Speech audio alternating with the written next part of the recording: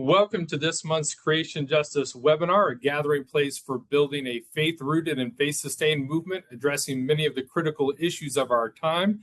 I'm Brooks Barrett, the Environmental Justice Minister for the United Church of Christ. I am joined by my esteemed co-host, the Reverend Michael Malcolm, who is the Executive Director for the People's Justice Council and Alabama Interfaith Power and Light. Michael, in a world in which basic values and norms of decency are attacked and turned on their head, I appreciate those who can capture and distill the absurdity of the situation. Earlier this year, a professor at Columbia University named Steve Cohen wrote a piece entitled Lee Zeldin and the Birth of the Environmental Destruction Agency, EDA. He begins by writing, Lee Zeldin seems confused. Recently, he decided that the mission of the EPA was to, quote, lower the cost of buying a car, heating a home, and running a business. That is not the EPA's mission. That is the job of the Commerce Department and several other federal agencies. Here in New York City, the fire department puts out fires, the police department arrests criminals, and the sanitation department picks up garbage. All have different uniforms, different organizational capabilities, and different functions. Each department focuses on their assigned mission. It's easy to understand. I guess we should be grateful that Zeldin isn't New York City's mayor. I'll stop there. It's a brilliantly written piece about Zeldin's actions and how they've been diametrically opposed to the mission of the EPA to protect the environment and public health. Michael, we are protecting the EPA from its own leader. What has the world come to? What are your thoughts as we get started? Well, Brooks, I don't know if you heard, but last month, the rapture happened. And this right here is what we got left. I say this in jest. However, there is some truth there. This is what we have. Power corrupts, and absolute power corrupts absolutely. We have allowed corporations to have unchecked power. Today, we have three branches of government who see their jobs as corporate executives instead of protectors of community. Lee Zeldin is just an example of a mindset that sees the planet as commerce, not home. We are governed by corporate interest. But things don't have to be this way. This doesn't have to be what we are left with. The prophets never accepted the injustices of rulers or emperors and kings, and neither do we. Our historical prophets resisted and spoke against institutions that place people over profit, or profit over people. I look forward to hearing from our experts to gain some tools to strengthen us in our resistance. Thank you, Michael, for getting us grounded and focused on our conversation for today. Let me introduce our speakers in the order in which they will be speaking. Up first, we have Ann Carlson, who is the Shirley Shapiro Professor at the UCLA School of Law. She is the founding director and faculty co-director of the Emmett Institute on Climate Change and the Environment. She served as acting administrator and chief counsel of the National Highway Traffic Safety Administration during the Biden administration. In April, she will have a new book coming out about an environmental success story, the cleaning up of LA's air pollution. She just became a grandparent for the first time. Congratulations. Jen Duggan will be our second speaker. She is an environmental attorney and the executive director of the Environmental Integrity Project, a nonprofit dedicated to protecting public health and our natural resources. They do this by holding polluters and government agencies accountable under the law, advocating for tough and fair environmental standards, and empowering communities fighting for clean air and clean water. And then finally, today we have with us Chitra Kumar, who is the managing director for climate and energy at the Union for Concerned Scientists, a nonprofit organization founded over 50 years ago that puts rigorous independent science into action towards solutions for a healthy, safe, and just future. She is a former EPA official, having served for more than 20 years, most recently as a leader of the Office of Environmental Justice and External Civil Rights. She dedicates her efforts to 2 school-aged boys she is raising in Virginia. Great to have each of you with us, and if you could get us started, that'd be great. Thanks so much, Brooks. It's really wonderful to be here, and I really appreciated your opening remarks and Michael's. It's also great to see the range of geography represented in the audience. I should say that I'm sitting in my daughter's house and my grandson is screaming in the background. So if you can hear baby crying, that's what it is. Although I think he'll calm down in a minute. He's just 6 weeks old. So that's one of the reasons I do the work that I do for kids, for my kids, for their kids. So I'm going to speak mostly about the endangerment finding, what that is and what's going on with it. But it's worth noting that this is just one piece of a much broader assault on all things environmental. Climate is a particular focus, but it's by no means the only one, as I think you'll hear from the colleagues on the panel. So one of the biggest assaults on climate change was a significant rollback of the Inflation Reduction Act, which was the biggest climate bill Congress had ever passed and really was propelling us to a future that would be much greener and much cleaner. Much of that has been cut back. I could go on and on about other climate attacks, but let me focus you on the endangerment finding. And I'm going to be a little wonky here, and that's in part because I think the historical context of the endangerment finding is important to understand exactly what Lee Zeldin and the Trump administration are doing when they're attacking the endangerment finding. So I'm going to take you back to 2007, could actually go much further than that, but in 2007, the Supreme Court issued a decision, its most important climate decision, called Massachusetts versus EPA. Massachusetts versus EPA is all about what we're going to talk about here, the endangerment finding, because that case had to decide questions about whether the Clean Air Act covers greenhouse gases. And the court said, yes, greenhouse gases are air pollutants under the Clean Air Act. And it also directed the EPA to decide whether greenhouse gases, when emitted from vehicles, endanger public health and welfare. So that's where the word endangerment comes from, is the Clean Air Act. And the Supreme Court basically said, you can't ignore the fact that the Clean Air Act actually covers greenhouse gases. That was under the George W. Bush administration. The Bush administration then went back and looked at the science and drafted a finding saying that, yes, indeed, when greenhouse gases are emitted from vehicles, they endanger public health and welfare. They did not, however, actually issue the endangerment finding. In fact, the regulatory office sat on it and refused to issue it, even though the science was really clear. And then when Obama was elected in 2009, he immediately issued the endangerment finding. Concurrently, California had been trying to issue the first greenhouse gas standards for vehicles in the country. And when in order to do so, California needs to get permission from the Environmental Protection Agency, called a waiver.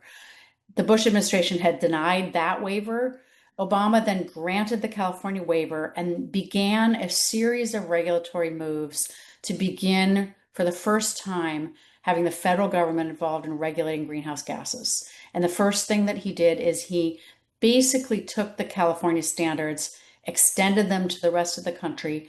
California agreed to go along with them, so there was a single set of standards that was for 2012 to 2016 model years, and then issued another rule for 2017 to 2025, issued a rule called the Clean Power Plan that dealt with greenhouse gases from power plants, issued another rule that dealt with greenhouse gases from what are called new sources. That's a big, any kind of big new facility like a power plant or a manufacturing facility or a chemical plant. That's what the Obama administration did. Naturally, all of that was challenged in court. That's a recurring theme here, is that everything gets sued on. It's either, those suits are either brought against the administration by, depending on what administration is in power, by environmental groups and by blue states if it's a red EPA, and the opposite is true if the Democrats are in power. The red states sue, usually along with industry groups. So fast forward, we get Trump 1. Trump 1 basically undoes everything that the Obama administration had done, weakens them significantly, and also succeeds in getting the Supreme Court to issue a couple of really important decisions that start to limit how much EPA can regulate greenhouse gases. So I mentioned the Clean Power Plan. The court strikes the Clean Power Plan down, and it also somewhat limits the ability to regulate new sources in a way that basically limits them to really big sources, not to medium or smaller sources. That's going to be important as we go forward, as I'll explain. The Biden administration comes in, it undoes what the Trump administration does. One of the things I did at NHTSA as the head of NHTSA is we issued much tougher fuel economy standards in conjunction with the Environmental Protection Agency's greenhouse gas standards for vehicles. That's all getting undone, including by Congress. So that's another important player here that didn't happen in the first Trump administration. So Congress, for example, has basically eliminated penalties for failure to comply with the fuel economy standards, rolled those back to zero. So they're still in place right now. It's really complicated. I won't get into all the details, but again, just to give you a sense for how widespread and how broad-based the attack on all things climate are, that's happening as well. So Biden comes in with pretty tough standards. Trump gets reelected, of course. And rather than repeating what it did in the first term, it's wholesale attacking all of the power of the Environmental Protection Agency. And the one pillar of that is the endangerment finding. So the agency has proposed repealing the endangerment finding. That's that same one that got issued when Obama was elected. And the problem with that is that it would essentially remove EPA from regulating greenhouse gases at all. It would take the federal government out of the business of at least using the Clean Air Act. There's some other statutes, and we can talk about those if people are interested. But EPA would no longer use its authority under the Clean Air Act to regulate power plants, to regulate methane from oil and gas facilities, to regulate greenhouse gases from trucks and cars. And the basis for doing so is twofold, and I'm going to be really brief about one and a little bit more detailed about the other, because the other one I think is going to be the basis that they ultimately rely on, because they still have to finalize the rule. So one was based on a completely shoddy report issued by the Department of Energy, basically saying that the science on which EPA and every other institution has been relying got it all wrong, and climate change really isn't so bad, and did so on a number of specious grounds. There are a group of 85 scientists who have filed, I think, a 400 or 500 page letter basically attacking everything that DOE group said. It's also failed to follow various procedures that are important. So EPA relied on that science, and that will, if it goes forward, if the endangerment finding is repealed and that science is relied on, that will form the basis certainly of a legal claim by blue states, by environmental groups, et cetera, that the agency has just got the science wrong. But what might be even more important is that they're basically making legal arguments that would essentially overturn Massachusetts versus EPA. They're basically saying, we're not going to regulate greenhouse gases because we agree with everything Antonin Scalia said in his dissent in Massachusetts versus EPA. And I think what they're doing, although this is not explicit, is that they're trying to get the Supreme Court to take up this repeal of the endangerment finding and overturn Massachusetts versus EPA. One thing to note is that none of the 6 conservatives on the court were in the majority for Massachusetts versus EPA. Roberts was in the dissent, so was Alito, so was Thomas. Brett Kavanaugh, when he was on the DC Circuit Court of Appeals, made very clear he did not agree with Massachusetts versus EPA. So that leaves having to pick up either Gorsuch or Amy Coney Barrett. I think that's the ultimate aim. I think that's why they're doing this. And again, the result is to pull EPA out of the business of regulating greenhouse gases. We will see legal challenges, undoubtedly. We don't know yet what the final rule will look like. There's some speculation that because the science that EPA relied on was so shoddy that they'll just drop that part and they'll just rely on this new legal argument that basically developments in the Supreme Court mean that EPA shouldn't be regulating greenhouse gases. That has important ripple effects, most of which are negative, but a couple of which are positive. And I'm happy to say more about them. They're pretty complicated, but I want to leave time for my fellow panelists to speak. One positive move may be that if you eliminate the endangerment finding, you give states the power to regulate greenhouse gases from vehicles.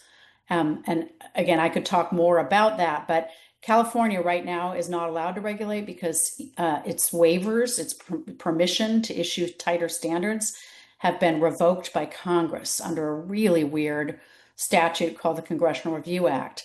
My view is that if the endangerment finding disappears and EPA uses the basis that it's currently relying on in its proposed repeal, that leaves states a very strong argument that they could regulate, and not just California. California has special authority under the Clean Air Act to regulate. No other state can. But I think EPA is potentially setting up a possibility that states would no longer be preempted simply for greenhouse gases for vehicles. There's another whole important ramification for lawsuits that are brought under what's called federal common law nuisance. I can say more about that. It's very complicated and based on a case that interpreted Massachusetts versus EPA. If Mass versus EPA or the underlying basis for Mass versus EPA disappears, that may make those nuisance cases viable again. It may strengthen some state law nuisance cases. Again, I can say more about that. In the meantime, in addition to the endangerment finding, as I said, EPA is also attacking the rules that the Biden administration issued to reduce greenhouse gases. So it's sort of a double-pronged strategy, and going after the fuel economy standards that NHTSA set. One bright light to note is that those standards, those early year standards, are still in effect, and they have to be complied with. And so right now, through the model years coming out, there are rules in place, and they're pretty tight. They cut a lot of greenhouse gases. They strengthen fuel economy pretty dramatically. Even without the penalties, I think auto manufacturers are probably complying with those because it is still the law on the books.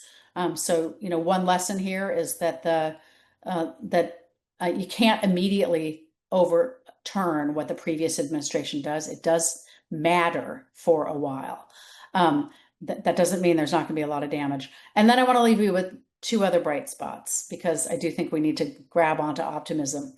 One is that there are a lot of states that are trying to step in and really push, particularly electric vehicle infrastructure charging incentives, fleets for their state and municipal fleets that have to be all electric.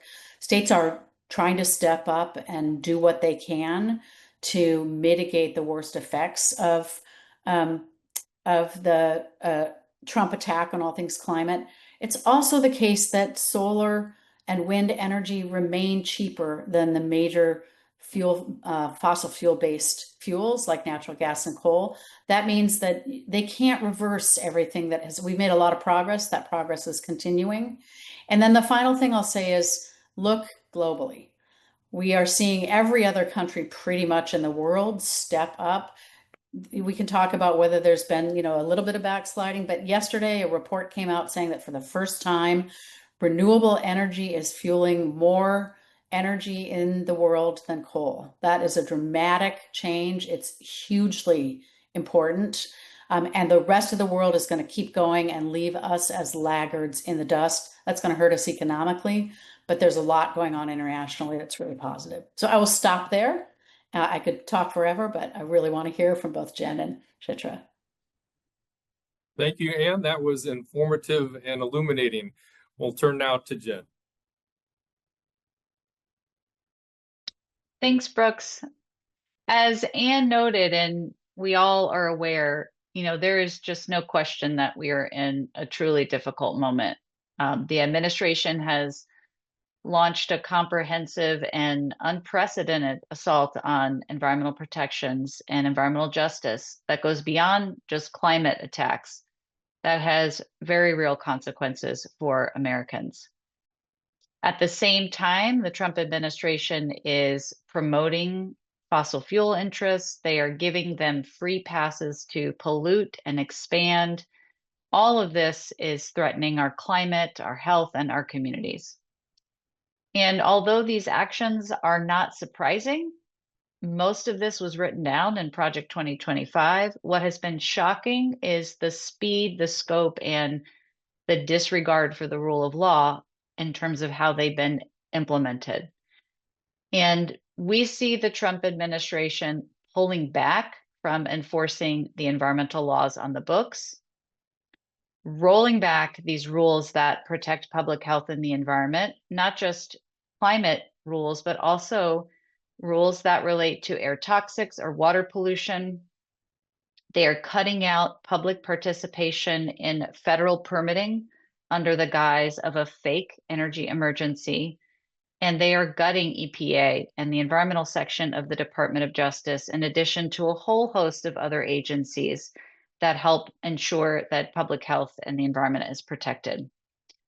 Yeah, I want to share a few examples, and then I want to talk about where I see hope even as we are confronting these really significant challenges.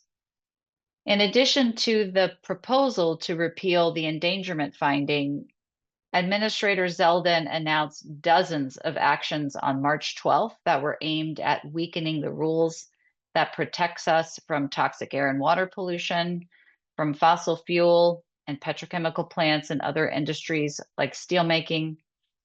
And we're talking about taking away protections from dangerous chemicals like benzene from steelmaking facilities, ethylene oxide, chloroprene, and other carcinogens from chemical plants, and mercury and fine particulate matter from coal-fired power plants. And these rules are not just rules, for the sake of rules. They save American lives and they reduce healthcare costs. Rolling them back is going to make us sicker, and it's going to cost us more for healthcare. The Environmental Protection Network did a really excellent analysis about what is at stake just with rolling back a portion of the air rules that reduce pollution from smokestacks and tailpipes. This, would result in 200,000 premature deaths by 2050, more than 10,000 asthma attacks each day, and it would erase $250 billion in net benefits annually for public health.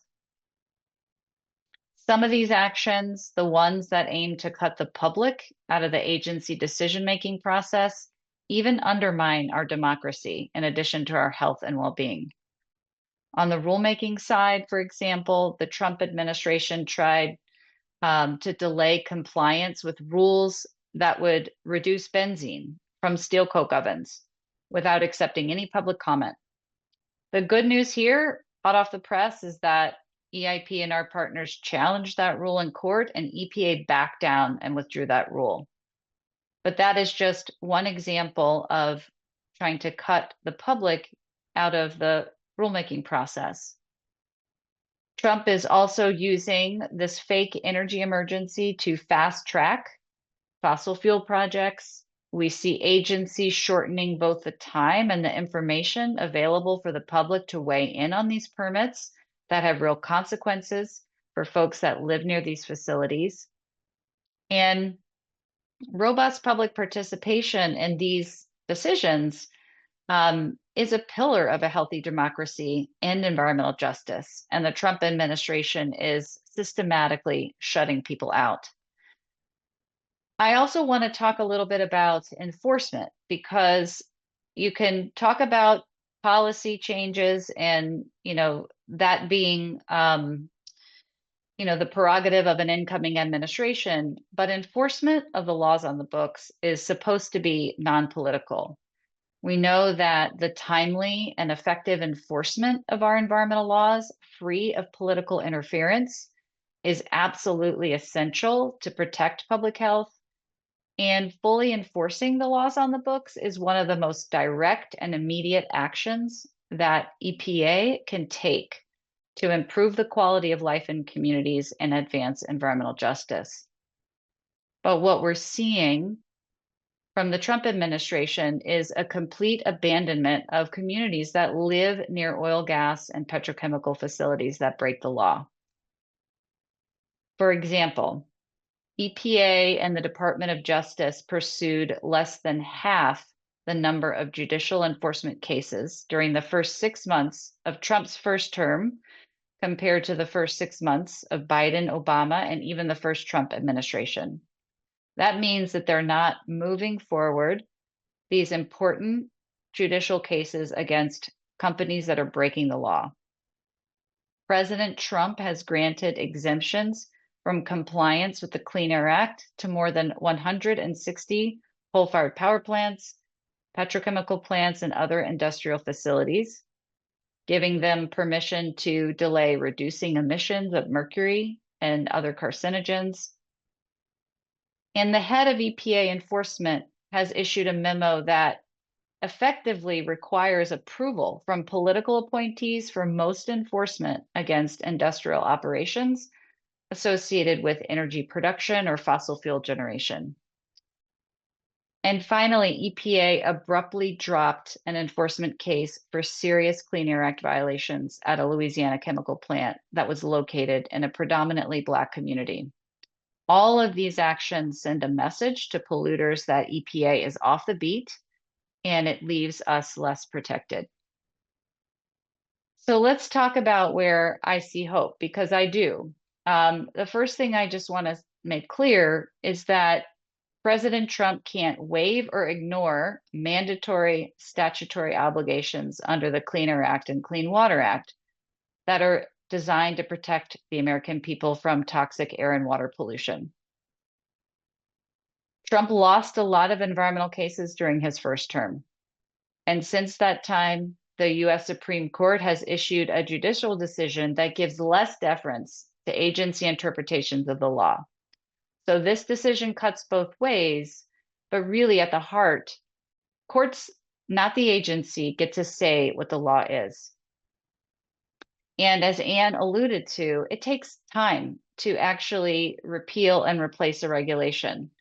It can take between 3 to 5 or even longer to actually do that.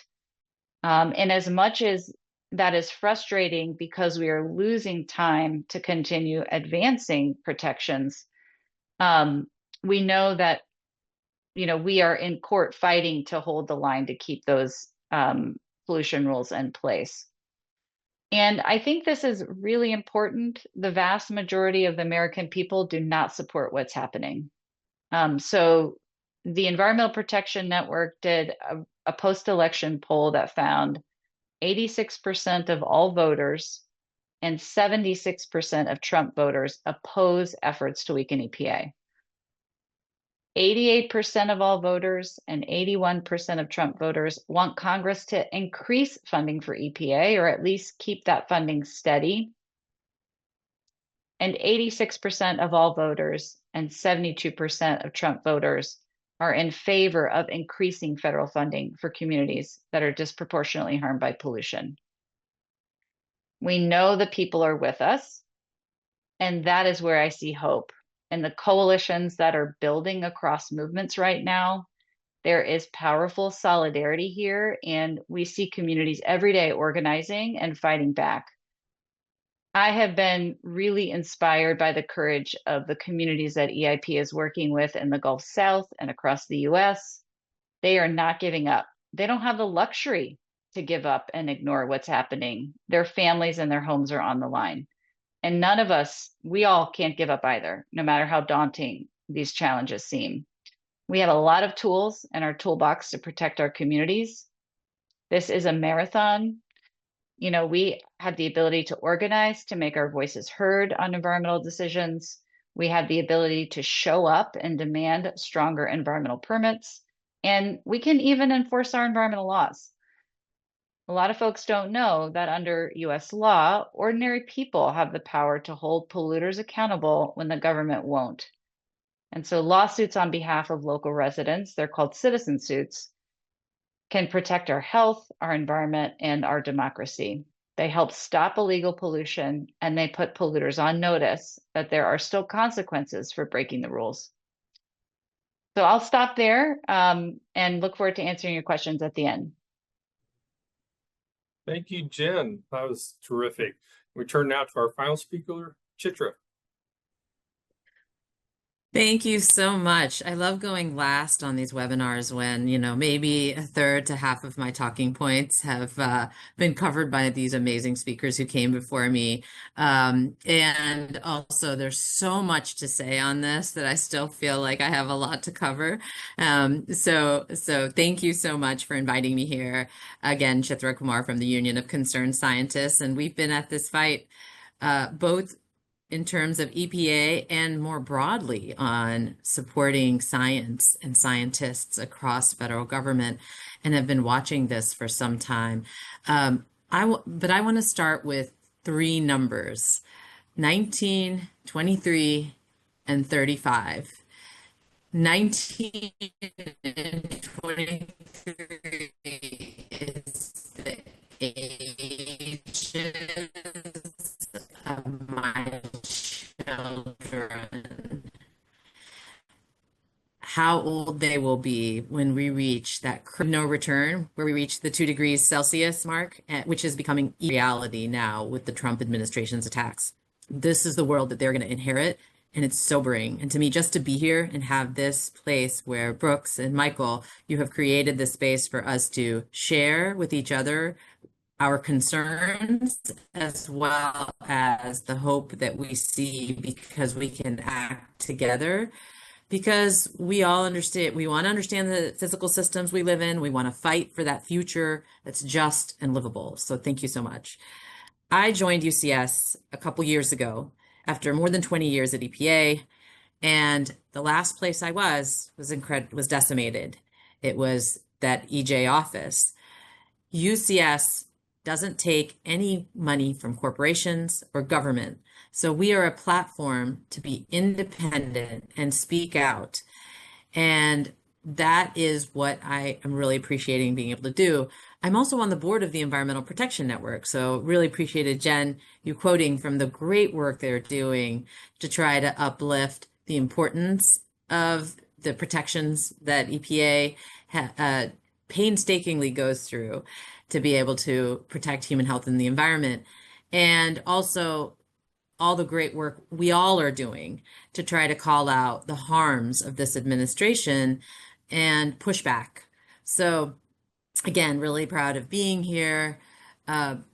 Obviously, being at UCS is much better than what I would have been feeling as an employee under Administrator Zeldin, who, as you've heard multiple of us say, he's abandoned his earlier principles. He's now enabling fossil fuel and that agenda. He's doing everything the president wants. He's clearly lost the script in terms of actually understanding what EPA's mission was. So let's be clear about this and what we have to do, what we've seen over the last 8 months. We've seen this systematic attack on science, on democracy, and on public health. And I want to say Congress has been complicit in it, allowing the Trump administration to steadily wrest away its constitutional power over the purse. And now Trump, in the Office of the Management and Budget Director, Russell Vought, are weaponizing the government shutdown to further their authoritarian goals. And I'll say that out loud. We've been talking about this. We are living through this. We need to remember, though, that the president's proposed budget for EPA, which usually we don't ever talk about because it's dismissed. The president's budget is ruled out and we tend to move on to other things. But I want to talk about it a little bit because when you look at what kinds of reductions were being proposed and what Zeldin is doing now, and then in light of the shutdown and what Russell Vought is trying to say he wants to do with federal government, it is staggering. The cuts to the agency included a 50% budget cut. And at that time, they were talking about 1,200 staff being eliminated. And now you can see more recent reports, including from government executive, saying 25% of staff are already gone. 25% of over 10,000 staff already gone. And then you're hearing Zeldin is on track to eliminate 1 in 3 staffers by the end of the year. What does that mean? It means you have an agency that will not be able to accomplish its mission. The lowest levels since 1970s, despite its expanded responsibilities of regulating more chemicals, cleaning up the soil, cleaning up the air and the water, preventing more damage from happening because the world is getting increasingly complex. And the lowest hanging fruit were easy to take care of, and now we need so many more tools, and yet EPA is being constrained. So this is not just about numbers, though. It's about lives. We keep talking about that.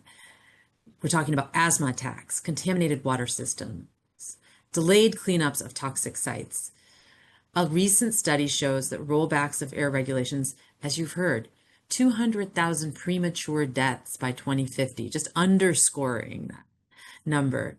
And the idea that there will be less staff to actually enforce that when the cat's away, the mice are going to play. We know this.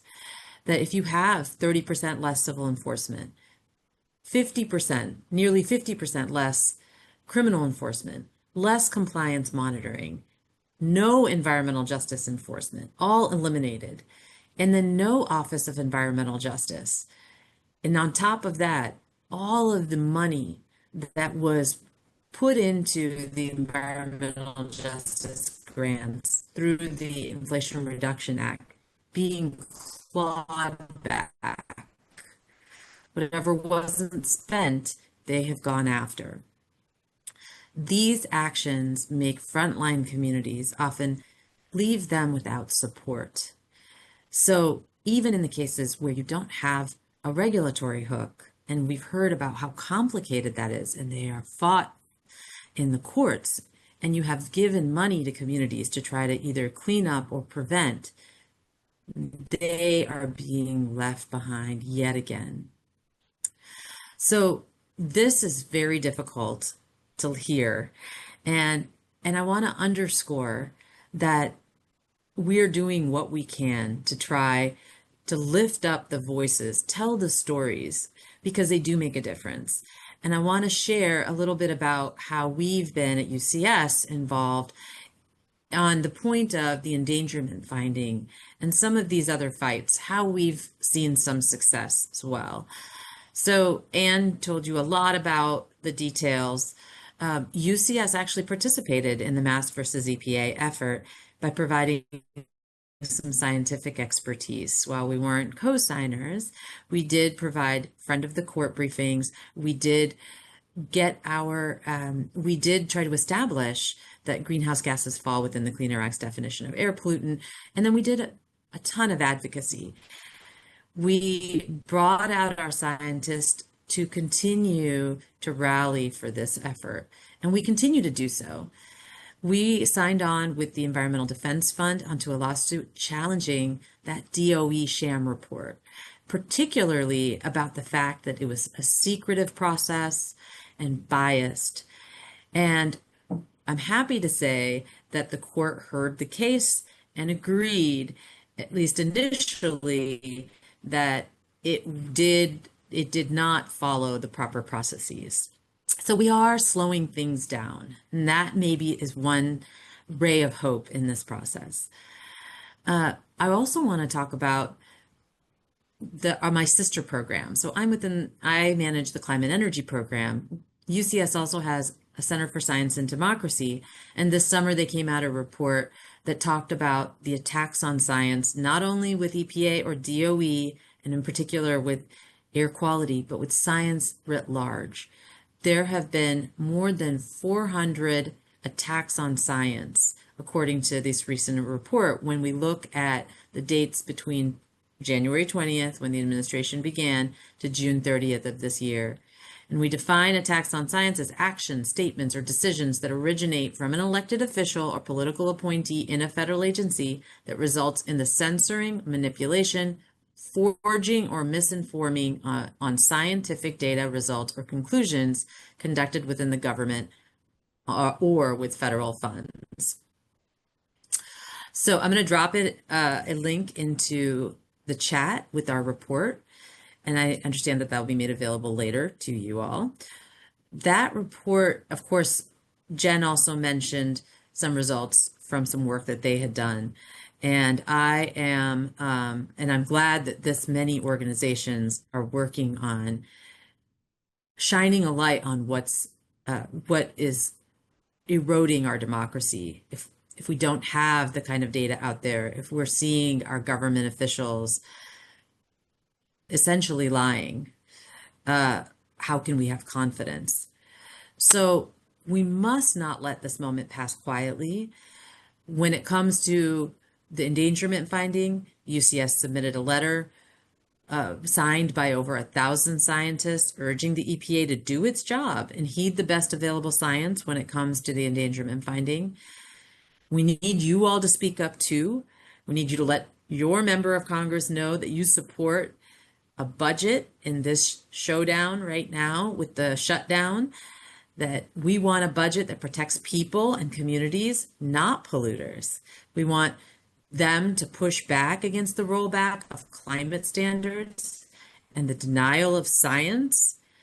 We need them to remember that this administration's deregulatory agenda represents a fossil fuel agenda that is going to land on the backs of ordinary people as we hurtle towards climate change consequences like increasing intensity of wildfires, hurricanes, extreme heat, floods, and more. We need to demand transparency, accountability, and justice, because no one wins when the government shuts down, but we stand to lose everything if we allow an authoritarian tactic to take root. So this is a fight for our future, for our children, for science, for democracy, and for the communities who have borne the brunt of pollution and neglect for far too long.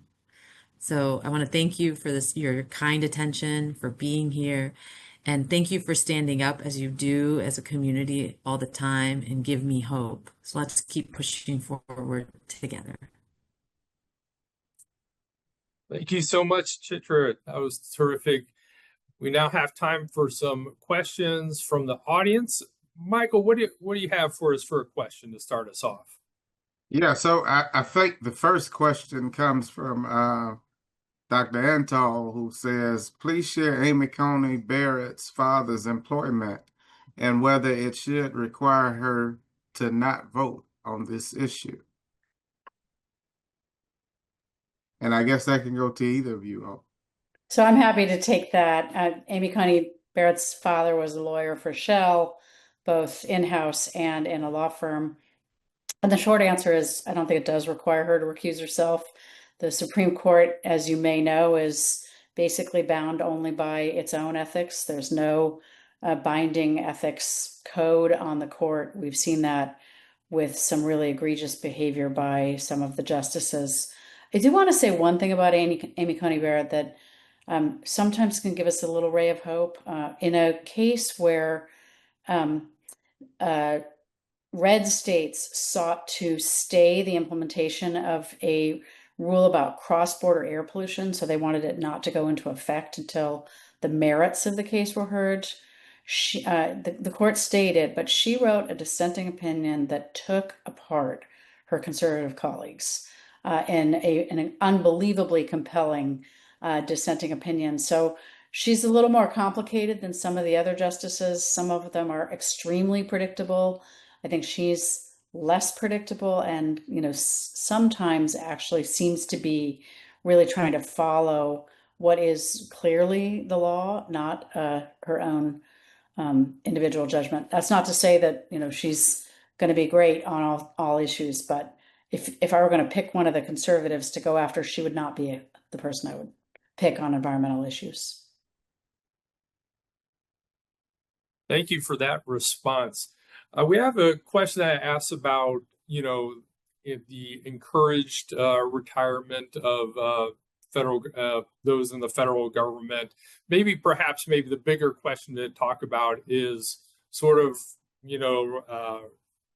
the overall reduction as well of staff, what rebounding from that might look like in the future. I read a recent article in the Conversation about how I believe it was under the Reagan administration, his first 2 years were a real attack on the EPA, reduction in staffing, and it took 6 years to rebound from that, right? And so just help us to understand kind of what's happened, what is happening, and whether or not there's what a rebound could or hopefully would look like.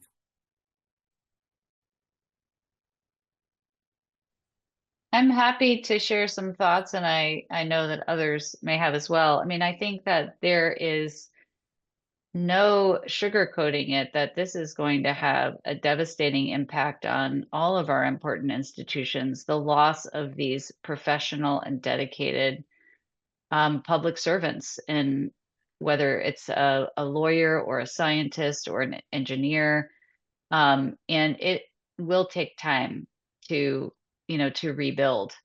I think that there's a real need for us to recruit these incredible and dedicated, talented folks into the resistance, so that we're pulling them in, and that they are engaged in the fight when it is time to rebuild.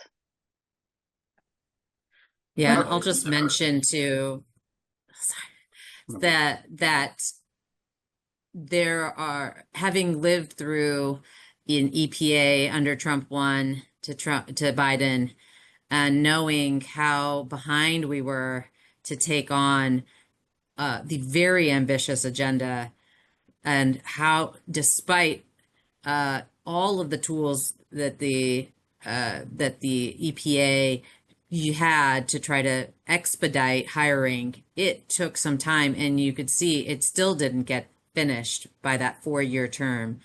And now we're at a whole different level because of the amount of destruction in under a year.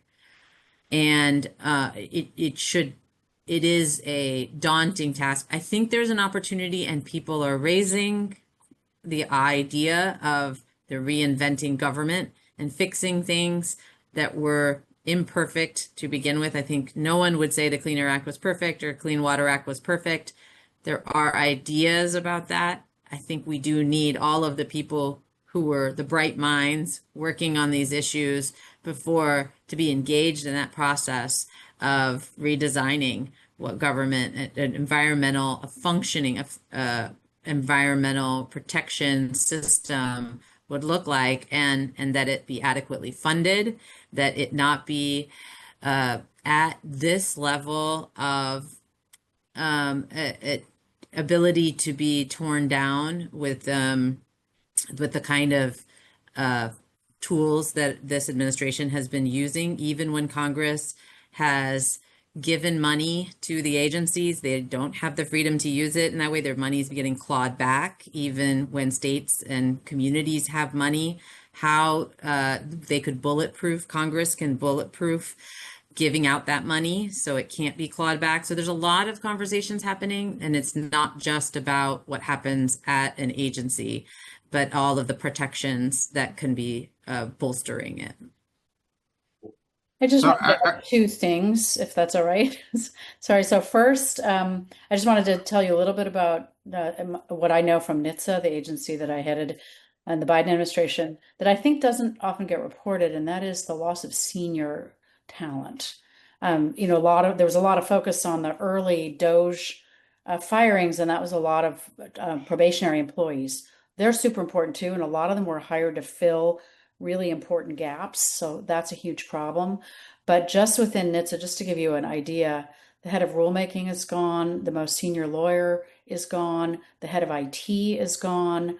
The head of the automated vehicle program, which the Trump administration supposedly cares about. I mean, I could go on and on, but the depth of knowledge and experience that that is lost as a result of the unmitigated cuts is really, really troublesome.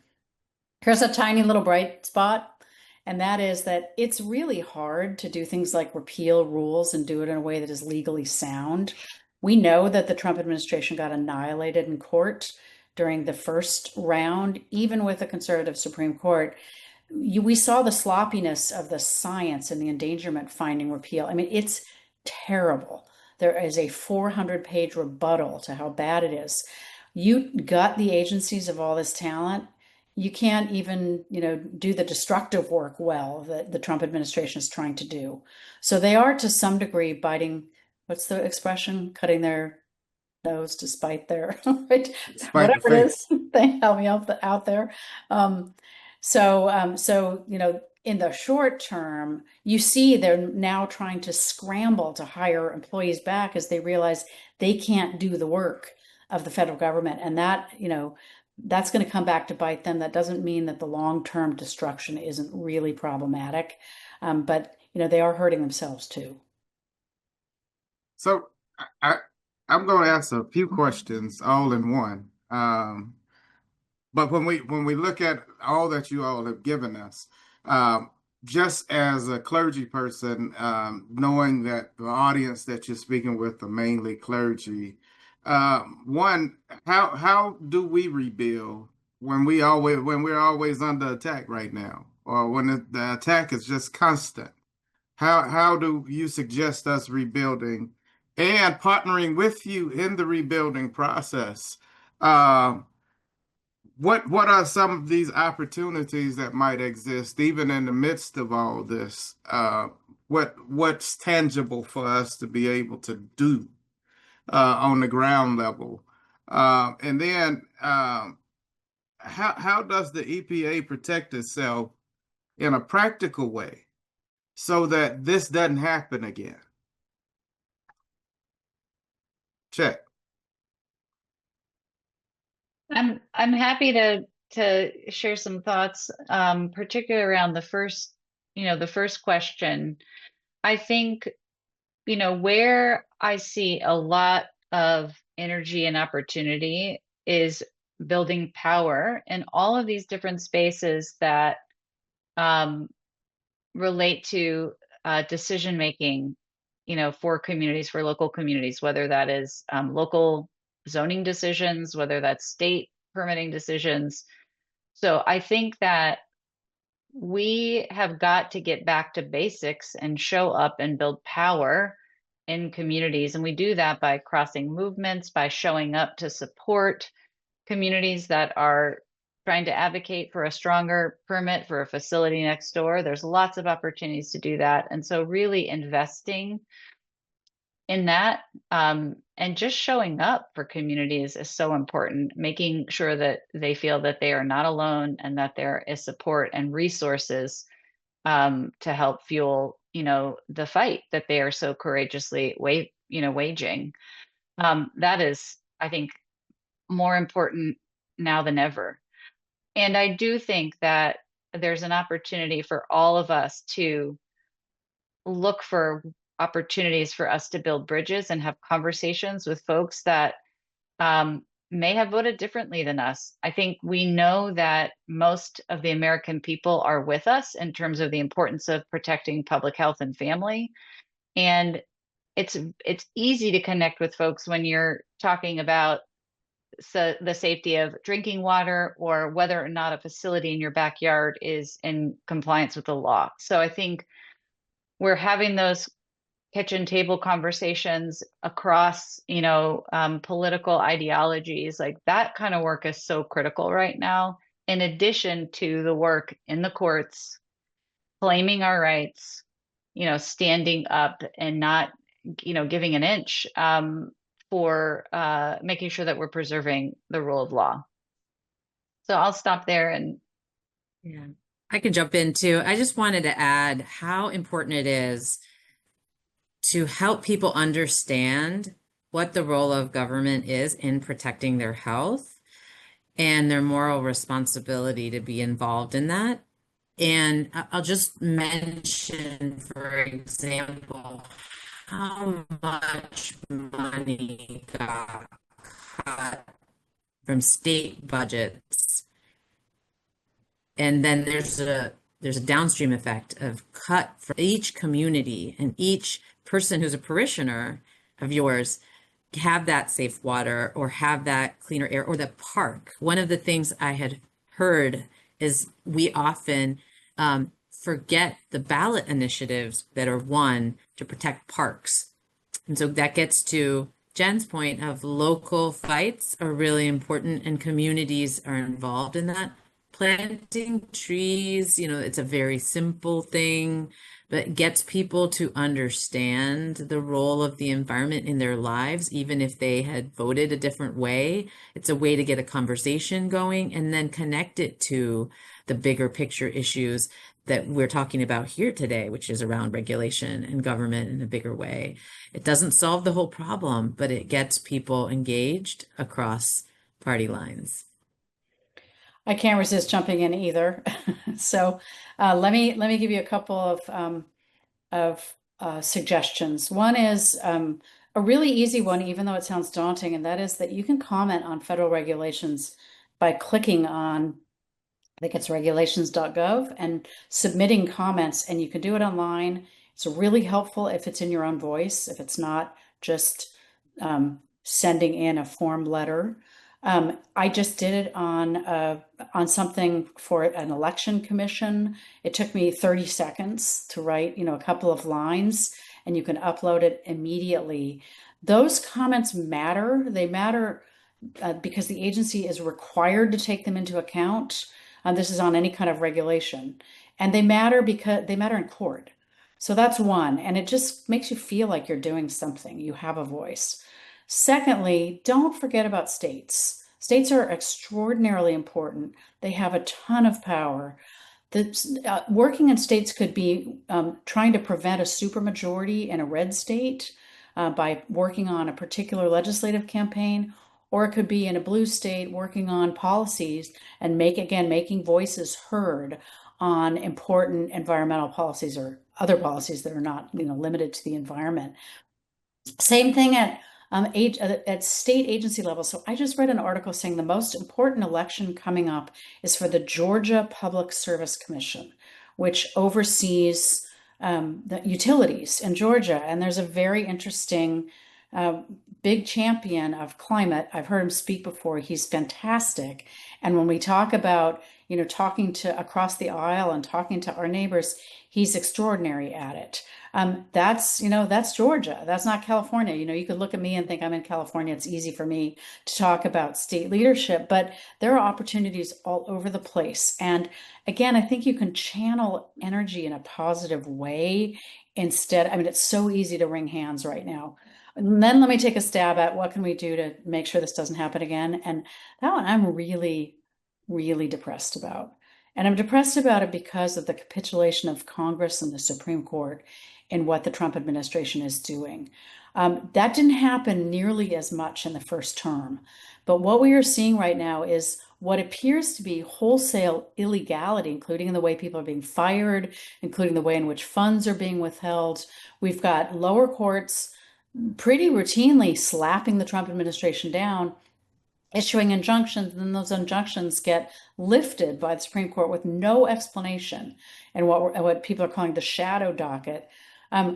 Congress is doing things it's never done before. It's relinquishing its own power, basically letting the president make all sorts of determinations that ought to be within the purview of Congress, particularly on spending. When Russell Vought is telling agencies don't spend money that's been allocated by Congress, and then we have the high court seeming to allow that to happen. All I can say is we have got to change who's in power. That is the bottom line. And that's not just at the presidential level. It's at the congressional level. It's in state legislatures, because state legislatures not only have a lot of power, but they also engage in redistricting. We're seeing these redistricting fights right now. California may be able to offset some of what's happening in Texas. So, to me, the hope is with elections. I am not a believer that the elections are going to be canceled in any way or anything like that. Get out, vote, organize, and vote for people who represent the values that we all share here.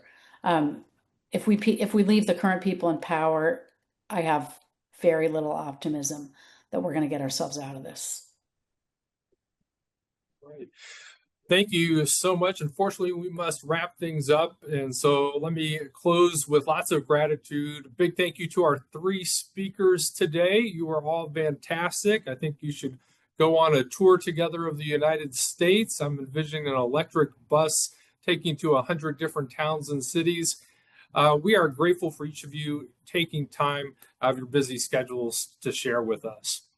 A big thank you to our audience as well. We love being with kindred spirits in the struggle for justice each month.